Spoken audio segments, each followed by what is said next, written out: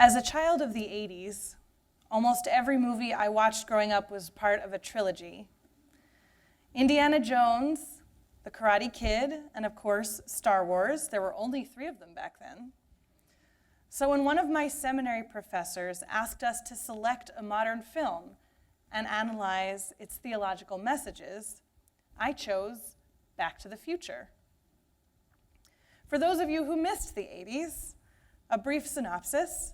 Michael J. Fox plays Marty McFly, a teenager whose family life is still made miserable by the bully who teased his father in high school.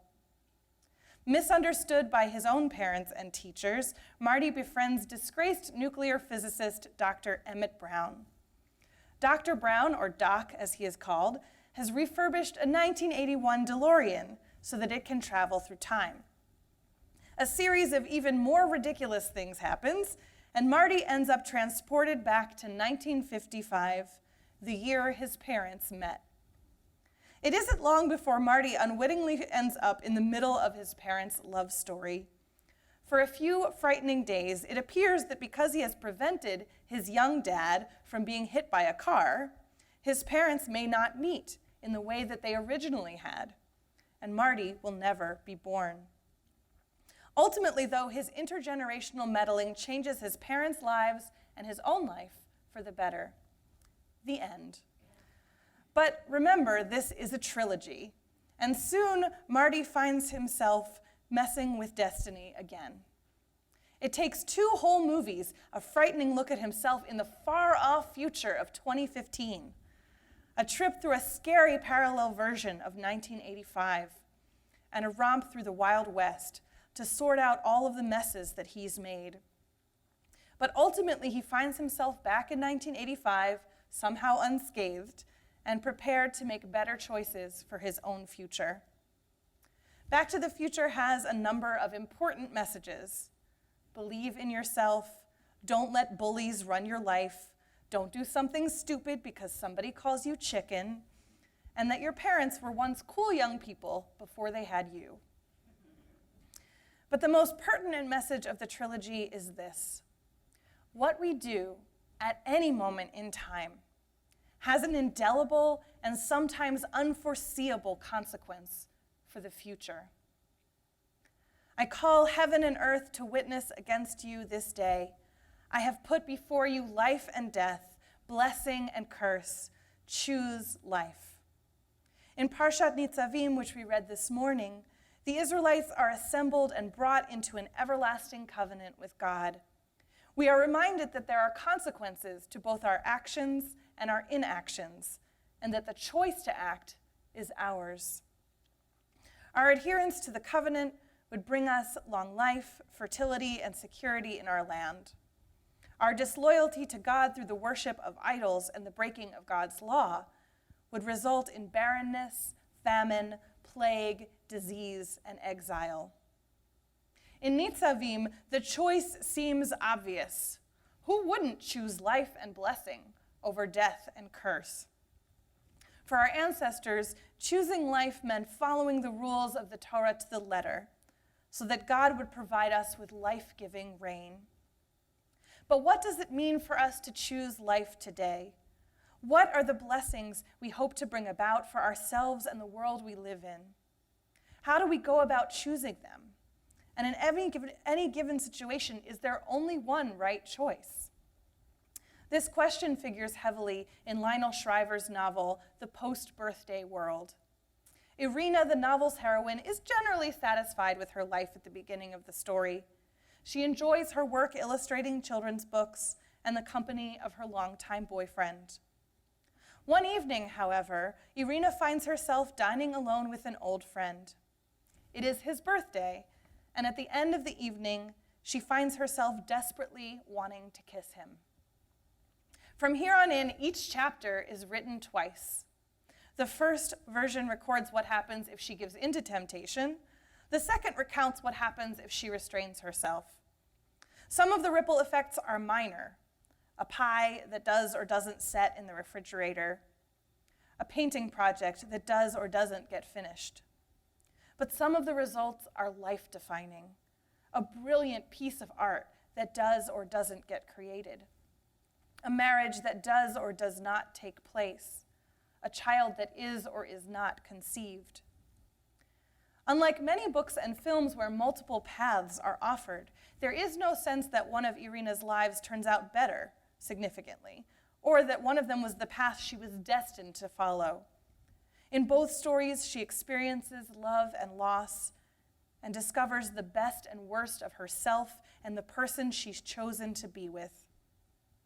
In the movies, an external incident like a bolt of lightning or a missed train determines the different outcomes.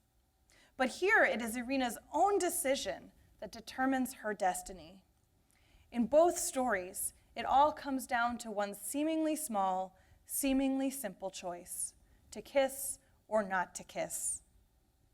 I call heaven and earth to witness against you this day. I have put before you life and death, blessing and curse. Choose life. We imagine that this speech, Moses' last, was a moment of high drama. The whole community of Israel was assembled. Perhaps over 1 million people stood at the edge of the Jordan, clinging to Moses' every word. It is this drama that we are trying to emulate on Yom Kippur. With fasting and meditation, chanting and beating of breast, we are hoping to reach some kind of epiphany, a moment of clarity. We spend this season trying to bring ourselves to a transcendent place, to commit ourselves once again to choose life and to be part of God's covenant. But when the gates have closed and we have all gone back to our everyday lives, we are not free from this awesome responsibility to choose life. Because life is not lived in the transcendent place. Life is not chosen in one big moment at the foot of a mountain. Our important choices are not always ushered in by divine voices and bolts of lightning. Life is chosen here, on the ground, in every moment of every day. Just as our fictional heroes and heroines discovered that a single decision or indecision could dramatically alter the course of their lives, so too do we realize that our lives are affected by the small choices that we make every day. Recently, someone pointed out to me that whenever a fictional character goes back in time, there are many warnings not to change anything, not even a little bit, because of the massive impact it might have on the unfolding timeline. But here in the present, we rarely imagine that the small actions we take today can do anything to change our lives, our world, or our future in a meaningful way. We need to look no further than the Torah to see how a person's life and the destiny of their descendants pivots on a single action. Some of these choices yielded positive results. For the Israelites in Egypt, it was the women's courage to disobey. For Hannah, it was the courage to offer a prayer. For Solomon, it was valuing wisdom over wealth. What will it be for us? Some choices resulted in terrible consequences. For Adam and Eve, it was a piece of fruit. For Moses, it was losing his patience. For Aaron, it was bending to the will of the masses. For David, it was refusing to admit his own error. What will it be for us? We never know which choice that we make is going to be the life-defining one. Sometimes it is only in hindsight that we are able to see the crossroads and turning points in our own lives. Excuse me. Awareness of this chain of consequence can make even the smallest decision look daunting. We may take the lesson of these stories to be that we should be really cautious and that we should think before we act. And this is a good lesson, as long as we do not become paralyzed by the possibility of making the wrong choice. Because choosing life does not mean avoiding making mistakes. Choosing life means striving to do good. And so the lesson we might take from these stories is this: do one thing. Do one thing for good. We may sometimes, especially now, feel daunted by the enormity of the world's grief. Deciding to do one good thing, any good thing, might relieve some of the pressure we feel to heal everything that is broken in our world. Even within our local Jewish community, there are people pursuing justice one very small step at a time. For instance, our neighbors at Kol Tzedek Synagogue in West Philly have chosen to devote this year to abolishing medical debt in the city of Philadelphia. Rabbi Ari Lev Fanari said recently that health is a human right, and we don't believe that medical debt should exist. In partnership with RIP Medical Debt, their community is raising money with which to purchase unpayable medical debt from Philadelphia hospital systems at deeply discounted rates. This means that a small donation of $100, which might normally feel like a very small drop in an endless bucket, has the power to eliminate $10,000 in unpaid healthcare costs for vulnerable and low-income families. Something that might literally make or break an individual or a household financially. Another group chipping away at the world's injustices a little bit at a time is the Religious Action Center of Reform Judaism, our movement's advocacy and social justice organization. Leading up to the 2020 election, RAC-PA was created to mobilize activists in our own state. This small but dedicated group, which included a handful of volunteers from Kolami, contacted more than 21,500 voters and stopped more than 4,900 ballots here in Montgomery County from being thrown out. And I'm actually going to ask if any of those people are here who participated in any way in that campaign or here to stand up so that we can acknowledge you. I think we have some of you here today. So we want to say a huge yasher koach to you who made all those calls and did all of that work to really transform this election. And now, having pulled off a successful civic engagement campaign, RAC-PA is shifting its momentum to the even larger goal of pursuing racial justice. This, too, is an enormous undertaking. So RAC-PA has decided to focus on doing one good thing: protecting voting rights, specifically redistricting in response to the recent census. This campaign will officially begin on September 30th at 7 p.m., and I hope that our small community will be a big part of it. And finally, here at home, our Shomrei Adamah Sustainability Committee will soon be inviting you to participate in Brit Hazon, an initiative that seeks to create a more sustainable world through small, personal commitments. In signing up for Brit Hazon, you commit to follow one of 6 guided paths for 6 weeks, including transitioning to a plant-rich diet, reducing food waste, household waste, and energy use, buying local, and buying less. I've signed up for bars, not bottles, which means I'll be seeking out more sustainable packaging for my cleaning products. In the face of rising temperatures, wildfires, and hurricanes and tornadoes, this seems like an infinitesimally small commitment, and one that might still be difficult for each of us to fulfill. But as we are told in Pirkei Avot, it is not up to us to finish the work, but neither are we free to desist from it. We have no way of knowing which of our choices will be the one that defines our lives or changes the world for the better. All we can do is take positive steps towards the life that we want for ourselves and for the world we live in.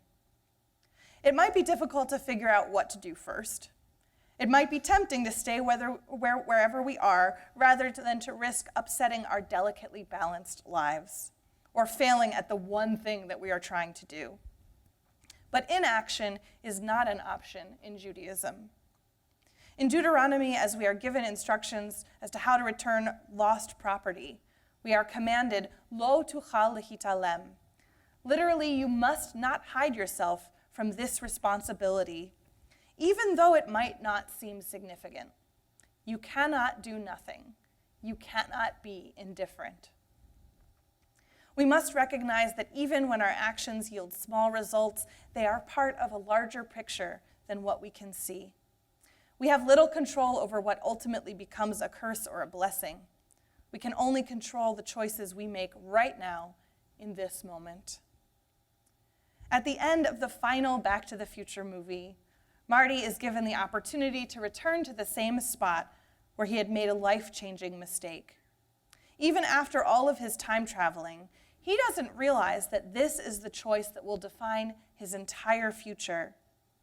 But having learned what can happen when you let someone push you around, this time he chooses differently. Afterwards, his girlfriend notices that the words on a piece of paper she's brought back from the future, words condemning Marty to a lifetime of failure, have been erased. "What does it mean?" she asks. And Doc replies, "It means that your future hasn't been written yet. No one's has. It's what you make of it." Rabbi Bachya ibn Pekuda once said, "Days are like scrolls, write on them only what you want to be remembered." This image is not lost on us on Yom Kippur as we envision the book of life closing, our fate inscribed and sealed within its pages. But we need to remember that we too are holding the pen. Our actions matter. Even the smallest steps we take can make a difference.